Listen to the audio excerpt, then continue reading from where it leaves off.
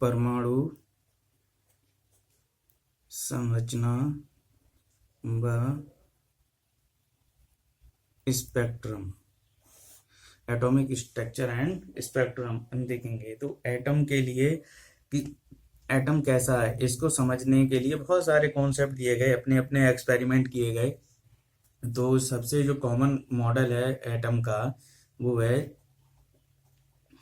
J Thomson का model. J Thomson का model क्या है कि उन्होंने क्या बोला था कि हमें पहले तो एटम के बारे में कुछ चीजें पता होनी चाहिए कि एटम पूरा का जो चार्ज जो होता है वो कैसा होता है, जीरो होता है, यानी ये इलेक्ट्रिकली न्यूट्रल रहता है बिल्कुल। तो उन्होंने इस कॉन्सेप्ट को लिया, उन्होंने क्या बोला कि जो एटम है उसकी शेप है स्फीयर में, यानी कि गोलाकार, और उसका जो द्रव्यमान है वो पूरे में भरा रहता है। ये पूरा जो द्रव्यमान है इसका, ये पूरे में भरा है, फुल भरा हुआ द्रव्यमान है इसका। पूरे में द्रव्यमान कैसा है, भरा हुआ है, फुल द्रव्यमान एकदम। जैसे तरबूज होता है, तरबूज के अंदर जो लाल लाल उसका जो खाने का गूदा होता है वो पूरे तरीके से फैला हुआ है, इसमें पूरा ठोस भरा हुआ है, कहीं पर भी नहीं है, यानी ठोस स्फीयर की भांति होता है। और जो द्रव्यमान होता है ये पूरा का पूरा द्रव्यमान पॉजिटिवली चार्ज होता है। कैसा होता है, धनात्मक द्रव्यमान। पूरा द्रव्यमान कैसा होता है, धनात्मक। और उन्होंने बोला कि इसके अंदर इलेक्ट्रॉन इस तरीके से धसे होते हैं जैसे तरबूज के अंदर बीजे लगे होते हैं, तरबूज के अंदर बीज निकलते हैं वो धसे होते हैं। तो ये जो इलेक्ट्रॉन होते हैं इनकी संख्या और इनके धसे होने की स्थिति ऐसी होती है कि पहले तो ये एक दूसरे को प्रतिकर्षित कर सकते हैं, तो ये इन पर प्रतिकर्षण का प्रभाव ना पड़े।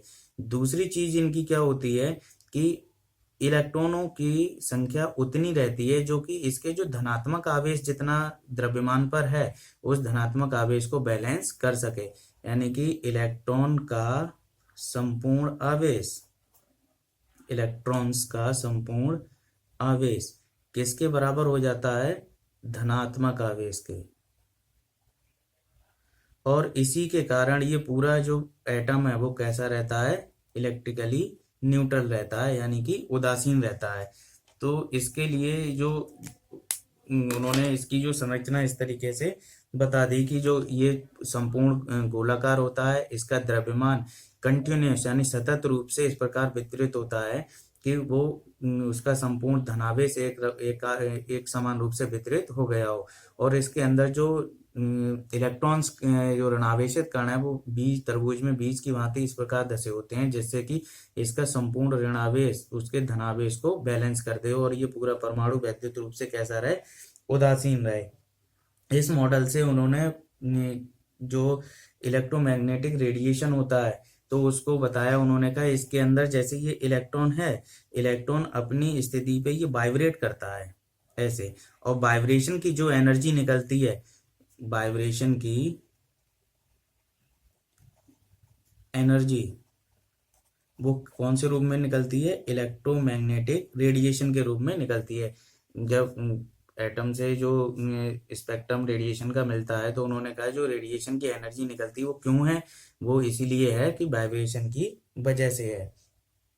दूसरा उन्होंने इसके लिए केमिकल रिएक्शन में भी इनका मॉडल काम में आ गया था, तो बहुत टाइम तक ये केमिकल मॉडल इनका चलता रहा था। लेकिन इसकी कुछ बहुत टाइम तक फिर एक्सपेरिमेंट होते रहे तो इसकी कुछ विफलताएं यानी इसके फेलियर सामने आए। और इसके फेल होने का जो कारण था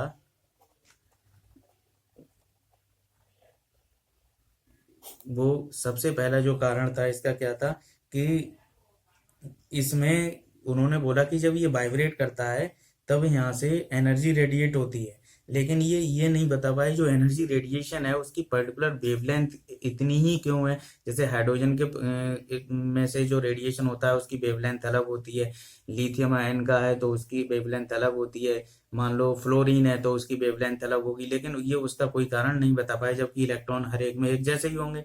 तो उन्होंने उसके जो वेवलेंथ का रेडिएशन था उसको अलग अलग होने का कारण नहीं समझा पाए, यानी कि भिन्न भिन्न रेडिएशन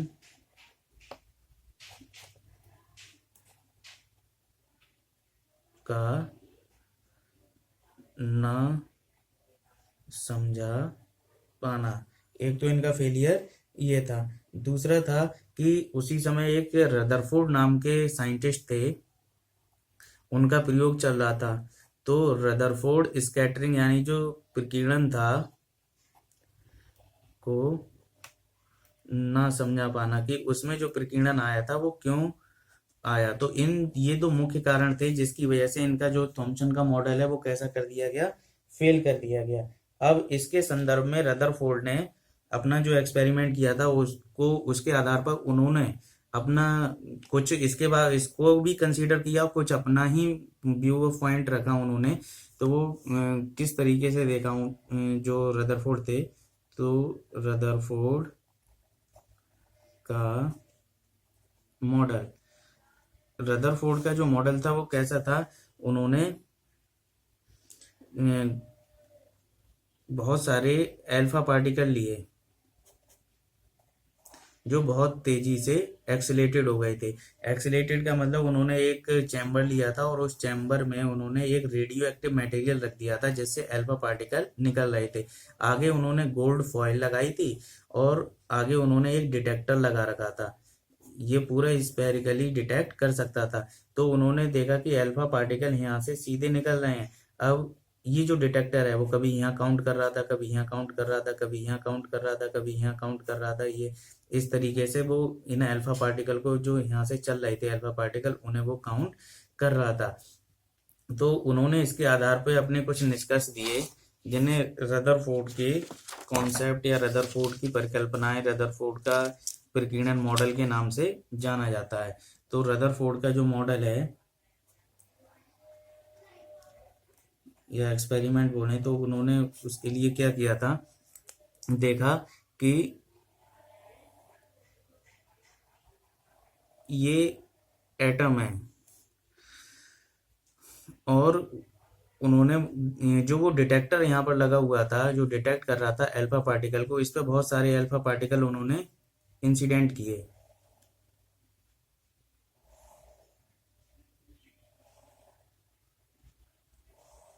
बहुत सारे अल्फा पार्टिकल यहाँ से आ रहे थे।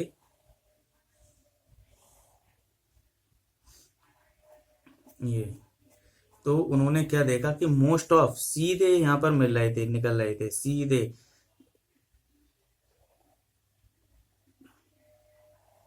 थोड़े से मुड़े थे यहाँ पर,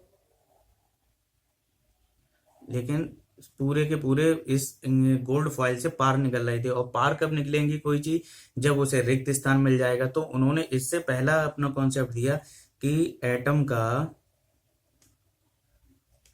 मोस्ट ऑफ स्पेस खाली होता है, रिक्त होता है। जबकि टॉमसन ने क्या बोला था कि वहां द्रव्यमान भरा हुआ है, तरबूज की तरह पूरे के अंदर जैसे लाल लाल उसका गूदा होता है वैसा भरा हुआ है। लेकिन उन्होंने कहा नहीं, एटम का मोस्ट ऑफ स्पेस रिक्त है क्योंकि अल्फा पार्टिकल कैसे जा रहे हैं, बाहर निकल जा रहे हैं। फिर उन्होंने क्या देखा कि कुछ ये मान लो थोड़े से एंगल पे बेंड हुए थे, ज्यादा नहीं निकले थे, से पार निकल गए थे। कुछ अल्फा पार्टिकल थे जो इस तरीके से यहाँ से मुड़े थे, जो ज्यादा मुड़े थे। अब उन्होंने कहा ये भाई ज्यादा कौन से मुड़ रहे हैं, उन्होंने कहा जो सेंटर के नजदीक हैं और वहां पर और कोई फोर्स लगने वाला तो था नहीं। तो उन्होंने कहा कि जो अल्फा पार्टिकल है वो कैसा है, पॉजिटिवली चार्ज है। अब ये तभी यहाँ से डिफ्लेक्ट होगा जब इस पर कोई फोर्स लगे। अब इधर तो उन्होंने कहा इधर तो कुछ है नहीं इसमें, तो उन्होंने कहा जो अल्फा पार्टिकल है, जो सेंटर के नजदीक जितने अल्फा पार्टिकल जा रहे हैं वो दूर भागते जा रहे हैं। तो उन्होंने कहा कुछ ना कुछ सेंटर पर जो है वो पॉजिटिव तो रखा हुआ है। तो उन्होंने इसे नाम दिया नाविक। उन्होंने इसे क्या नाम दिया, नाविक। और इसके संबंध में उन्होंने दूसरा कॉन्सेप्ट, दूसरा अपना एक परिकल्पना दी, कंक्लूजन दिया। बोला क्या, बोला कि परमाणु का समस्त पॉजिटिव आवेश व द्रव्यमान एक सूक्ष्म भाग में केंद्रित रहता है जिसे नाभिक कहते हैं, जिसे नाभिक कहते हैं। अब ये जो यहाँ से अल्फा पार्टिकल निकल गए थे, एक बहुत रेयरली अल्फा पार्टिकल क्या देखा उन्होंने कि वो कैसा आ रहा था, पीछे लौट आ रहा था, जो कैसा था, बिल्कुल नाभिक की सीध में गया था। अब जो नाभिक की सीध में गया था वो अल्फा पार्टिकल वापस बिल्कुल आ गया, लेकिन ये लगभग, अब ये मान के चलिए कि कोई 8,000 में से एक पार्टिकल ऐसा था जो बिल्कुल पीछे आ रहा था। तो उन्होंने कहा जो नाभिक है ये तभी है जब ये पॉजिटिव चार्ज है, इसकी तरफ कोई पॉजिटिव चार्ज आए तो ये इसको रेखीय कैसा कर देगा, हटा देगा। अब जैसे ये दूर जा रहे थे, मान लो ये पार्टिकल ऐसे जा रहा था, इसको फोर्स तो इसने लगाया ऐसे करके इसको, और इसको क्या कर दिया, डिफ्लेक्ट कर दिया। लेकिन जो बिल्कुल इसकी सीधी ज्वाइन लाइन ऑफ ज्वाइनिंग में आ रहा था तो वो कैसा हो गया, सीधे बैक हो गया। ये जो अल्फा पार्टिकल था वो कैसा चला गया, पीछे चला गया। तो उन्होंने कहा और भी पार्टिकल ज्यादा जाते नहीं, बहुत ही कम पार्टिकल जा रहे हैं, तो इसका मतलब क्या होगा, मोस्ट ऑफ भाग तो इसका एम्प्टी है, लेकिन जो इसका जो साइज है नाभिक का वो बहुत ही सूक्ष्म है, बहुत ज्यादा छोटा है। तो इस तरीके से उन्होंने इसके लिए बोला कि जो इसका समस्त धनावेश है और जो इसका द्रव्यमान है वो बहुत सूक्ष्म भाग में केंद्रित है। अगर ज्यादा एरिया में होता तो ज्यादा पार्टिकल पीछे चलते, ऐसा था नहीं। इसके लिए उन्होंने ग्राफ भी एक ड्रॉ किया था बहुत अच्छा सा। इधर उन्होंने ले लिया था थीटा और इधर यहाँ पर उन्होंने ले लिया था नंबर ऑफ पार्टिकल। वो इस तरीके से आ रहा था, ये छोटे एंगल पर डिफ्लेक्शन, यानी कि जो एंगल है ये छोटा सा, डिफ्लेक्शन बहुत ज्यादा था। ये धीरे धीरे जैसे जैसे उन्होंने डिफ्लेक्शन देखते गए, ग्राफ प्लॉट करते गए, तो उन्होंने देखा जो अधिक एंगल पर जा रहे थे उनकी संख्या धीरे धीरे कैसी होती जा रही थी, कम कम होती जा रही थी। यहाँ पर धीरे धीरे इनका जो कम एंगल पर ज्यादा इलेक्ट्रॉन, वो सॉरी अल्फा पार्टिकल डिफ्लेक्ट हुए थे, बड़े एंगल पर कम थे, उससे ज्यादा एंगल पर और कम थे। इधर एंगल बढ़ रहा है और इधर नीचे की तरफ आएंगे तो नंबर घटते जाएंगे। तो इस तरीके से ये नंबर घटते जा रहे थे, इस तरीके से ये ग्राफ आ रहा था उनका। अब उन्होंने ये जो कंक्लूजन दिया कि जो पहला कि इसका पूरा भाग खाली होता है, इसके केंद्र में एक धनावेश होता है और समस्त भाग इसका जो समस्त आवेश है और द्रव्यमान भी वो इसके नाभिक पे कैसा रहता है, केंद्रित रहता है। अब उन्होंने कहा कि जो इलेक्ट्रॉन बताया था थॉमसन ने वो कहाँ है, तो उन्होंने कहा कि इस मॉडल के अंदर, क्योंकि ये पूरा वैद्युत रूप से कैसा होना चाहिए, उदासीन होना चाहिए, तो उन्होंने बोला कि इसके अंदर जो इलेक्ट्रॉन है, इसके अंदर इलेक्ट्रॉन है माइनस आवेश वाले, वो इलेक्ट्रॉन अपनी सुविधा अनुसार इसके चारों ओर कहीं कक्षा में घूमते रहते हैं, इसके चारों ओर कहीं कक्षा में घूमते रहते हैं। क्योंकि उन्हें ये भी समझाना था, जो वो समझा रहे थे थॉमसन की, इलेक्ट्रॉन अपने स्थान पे रह के वाइब्रेट करता है, लेकिन अलग अलग तरीके के, जैसे मान लो फ्लोरीन है या क्लोरीन है, इनसे जब रेडिएशन निकलता है तो उनकी तरंग दैर्ध्य अलग अलग होती है। तो उन्होंने कहा नाभिक के चारों ओर इलेक्ट्रॉन एक निश्चित कक्षा में नहीं घूमते, वो किसी ना किसी कक्षा में घूमते रहते हैं। मान लो हाइड्रोजन में इतनी दूरी पे घूम रहे हैं, क्लोरीन में थोड़ा ज्यादा दूरी पे घूम रहे होंगे या थोड़ी कम दूरी पे घूम रहे होंगे, जहां उन्हें सुविधा मिल जाती है वहां घूमते हैं और उसकी वजह से रेडिएशन होता है। रेडिएशन का मतलब हो गया जब ये घूमते हैं तो एक्सीलरेट होते हैं, और घूमने के लिए, घूमने में एक्सीलरेट कैसे हो गए, जब कोई कण वृत्तीय मार्ग पे चलता है तो उस पर केंद्र की ओर एक त्वरण उत्पन्न हो जाता है, जिसे हम कहते हैं सेंटीपिटल एक्सेलरेशन, यानी कि अभिकेंद्र त्वरण। और त्वरित पार्टिकल इलेक्ट्रोमैग्नेटिक वेव उत्पन्न करता है, इलेक्ट्रोमैग्नेटिक रेडिएशन देता है। चार्ज पार्टिकल जब त्वरित होता है तो उन्होंने कहा उस त्वरण की वजह से इनसे एनर्जी रेडिएट होती है। अब इनकी V²R होगा ना, तो R की वैल्यू सबकी अलग अलग है, तो उन्होंने कहा सबका एक्सीलरेशन अलग अलग होगा। तो हाइड्रोजन का से निकलने वाला रेडिएशन अलग है, क्लोरीन से निकलने वाला रेडिएशन अलग है, अगर लिथियम आयन है तो उससे निकलने वाला रेडिएशन अलग है। तो उन्होंने कहा इस तरीके से सबका अलग अलग होता है। तो उन्होंने इसका जो तीसरा कॉन्सेप्ट दिया, उन्होंने कहा कि एटम के अंदर इलेक्ट्रॉन सुविधा अनुसार वृत्तीय कक्षाओं में घूमते हैं, जिससे अलग अलग रेडिएशन लाइंस प्राप्त होती हैं,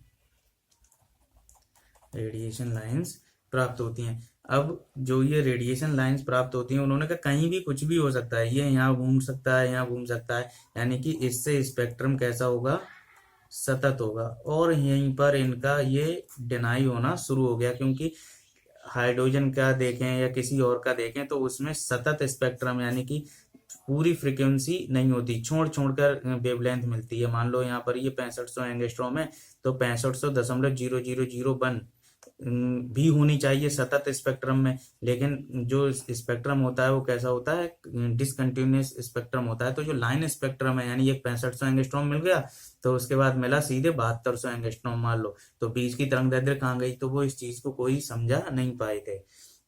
इसी यहीं से इनका जो फेलियर है वो क्या हो गया था, स्टार्ट हो गया था।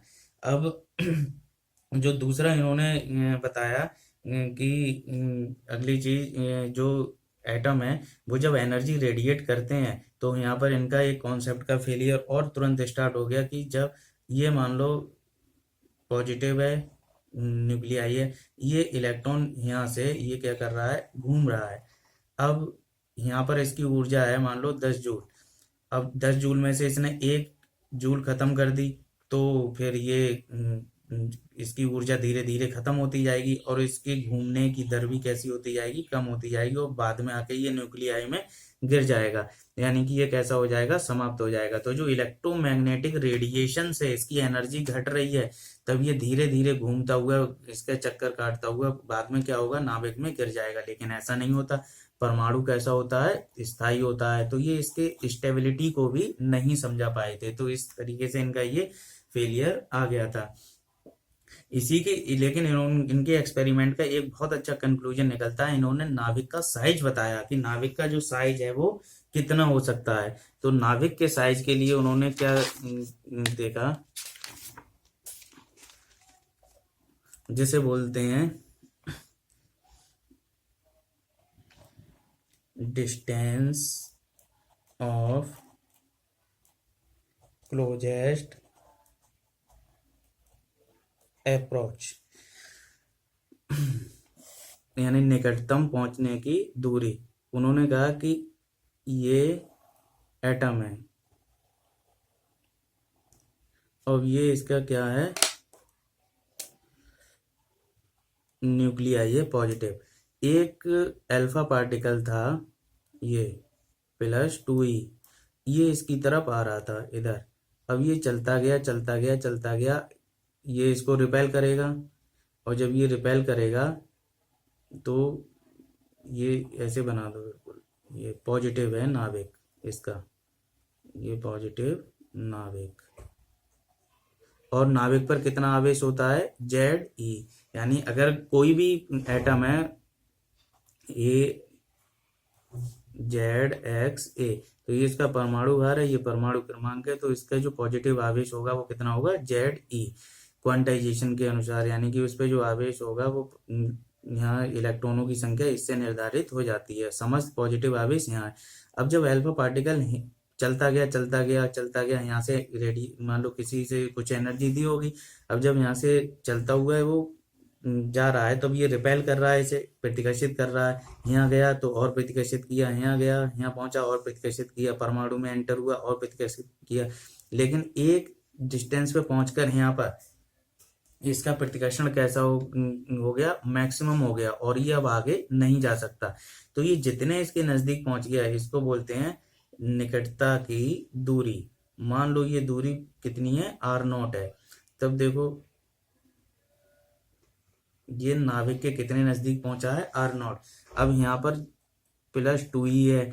अब ये कब पहुंचा होगा, इसके पास यहाँ पर काइनेटिक एनर्जी कितनी थी, 12 mv² थी।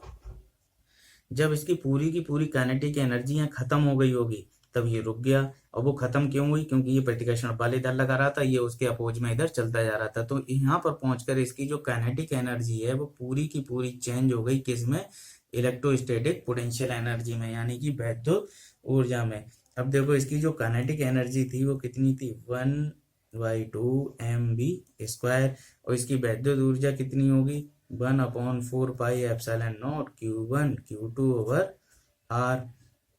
इससे इसको तो हम लिख देंगे के, लिख सकते हैं इसके लिए, ये के कैपिटल है, ये काइनेटिक एनर्जी वाला के नहीं है, ये है 1/4πε0 कांस्टेंट है। Q1 कितना है 2e, और ये कितना है ZE/r0। यहाँ से देखें कि ये इसको काइनेटिक एनर्जी लिख दिया जाए, काइनेटिक एनर्जी कन्वर्ट हो गई पोटेंशियल एनर्जी में। तो यहाँ से देखें R0 हमें कितना मिल जाएगा, 2kZe², ये पूरा 1/2 mv², इसके कहाँ आ गया, अपॉन में आ गया। इसको हम ऐसे भी लिख सकते हैं, R0 = 2kZe² काइनेटिक एनर्जी।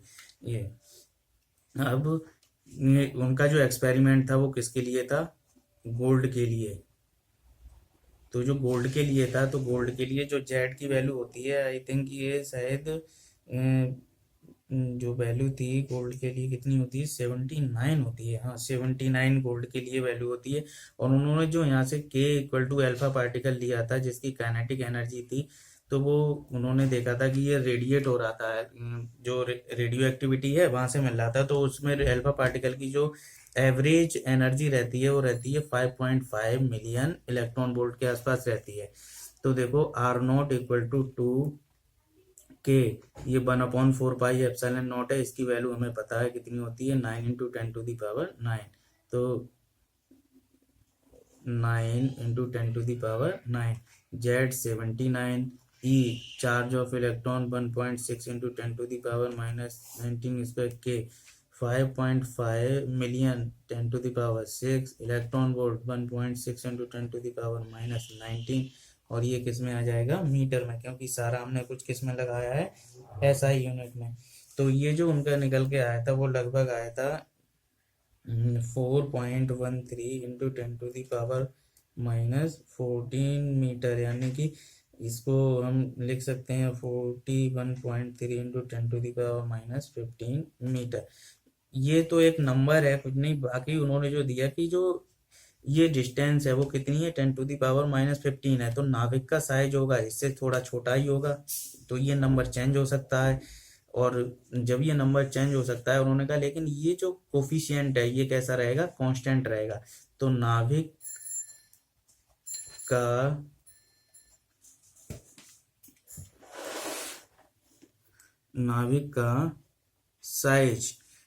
का जो साइज है वो कैसा हो सकता है, ऑर्डर ऑफ 10⁻15 मीटर का हो सकता है, जिसे फर्मी मीटर भी बोला जाता है, जिसे हम क्या लिख सकते हैं, FM लिख सकते हैं। तो इस तरीके से ये जो है इनका कॉन्सेप्ट है वो यहाँ से दिया गया है कि नाभिक का साइज कितना हो सकता है। और क्लोजेस्ट डिस्टेंस के लिए जो फार्मूला है वो हमारे पास कौन सा है, ये है। इसके लिए उन्होंने एक चीज और दी थी कि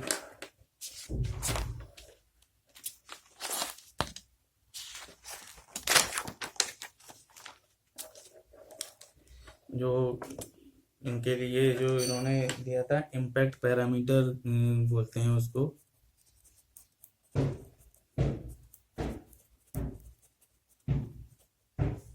उन्होंने कहा कि इसका डिफ्लेक्शन जो है वो किस तरीके से होगा। तो ये एटम, ये इसका न्यूक्लियाई, मान लो ये अल्फा पार्टिकल आया और यहाँ से ये ऐसे डिफ्लेक्ट हो गया, इधर यहाँ से ऐसे आ रहा था और ये डिफ्लेक्ट हो गया, ये इसकी सेंट्रल एक्सिस हो गई। सेंट्रल एक्सिस से इसकी जो परपेंडिकुलर डिस्टेंस होती है वेलोसिटी वेक्टर की, जो यहाँ से चलता हुआ आ रहा था, इसको बोलते हैं इम्पैक्ट पैरामीटर। इम्पैक्ट पैरामीटर क्योंकि नाभिक का इम्पैक्ट इसी पर डिपेंड करता है। अगर बिल्कुल सीधा आएगा यानी B = 0 है, तब ये बिल्कुल पीछे लौट जाएगा। यहाँ पर नजदीक आया तो ज़्यादा डिफ्लेक्शन होगा, दूर गया तो डिफ्लेक्शन कम होगा। तो इसका जो डिफ्लेक्शन है वो किस पे निर्भर करता है, बी पर। इम्पैक्ट पैरामीटर को किससे डिनोट करते हैं, बी से। अगर मान लो ये इसका डिफ्लेक्शन एंगल कितना है, थीटा है, इसका डिफ्लेक्शन एंगल कितना हुआ, थीटा हुआ, तो इसके लिए उन्होंने जो डेरिवेशन दिया वो कितना दिया था, v इक्वल टू 1/4πε0। ये हम पूरा k लिख सकते हैं 1/4πε0 के लिए, ZE² cot θ/2 upon kinetic energy. यहाँ से जो काइनेटिक एनर्जी ये लेकर गया था, और फिर इसका जो डिफ्लेक्शन हुआ, जेड इसका होगा परमाणु क्रमांक। तो इस तरीके से उन्होंने इसके लिए डेरिवेशन किया, यानी कि जितना ज़्यादा बी होगा थीटा उतना ही कम होता जाएगा, बी जितना ज़्यादा बढ़ता जाएगा वह उतना ही थीटा की वैल्यू कैसी होती जाएगी, कम होती जाएगी। अगर देखो बिल्कुल यहाँ से जो सीधा गया था, यहाँ से सीधा जाएगा और वो वापस आ जाएगा, तो वहाँ थीटा इक्वल टू कितना हो जाएगा, 180। और जब थीटा इक्वल टू 180 होगा तो थीटा की जगह यहाँ 180 लगाएंगे तो ये cot 90 हो गया, और cot 90 equal to cos 90 over sin 90, और cos 90 की वैल्यू 0 होती है, तो v इक्वल टू कितना हो जाएगा, 0 इसे